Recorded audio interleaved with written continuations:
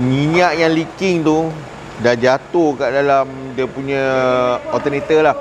So itu punca dia, alternator dia rosak. Assalamualaikum, salam sejahtera. Kita kembali sekali lagi di Transmatic Autoband. Okey, di belakang saya sini kita ada satu GLA 250. Customer ni dia komplain enjin dia tak boleh start lah. Dia ingat bateri dia flat lah. So dia bawa ke sini. Bila dia jam, dia bawa ke sini.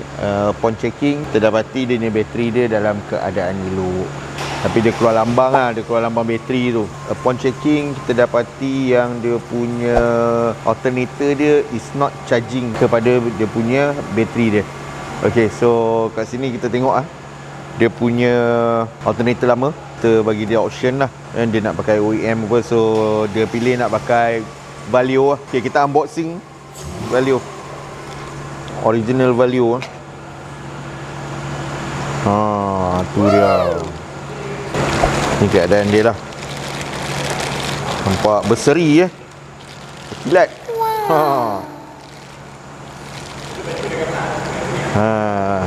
Cantik dia. Okey, kenapa dia fail? Sebab sebelum ni dia ada buat leaking lah.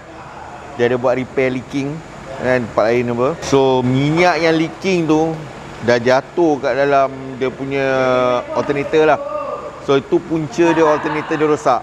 Sebab alternator ni dia akan generate electricity Dia akan generate electricity. So bila minyak ada kat dalam, dia bercampur, dia short circuit lah, membuatkan dia tak boleh nak charge lah kepada bateri tu lah. Conclusion dia replace, dan kita bagi dia certain option macam original, Valeo, Ella atau Bosch. So dia pilih brand Valeo lah.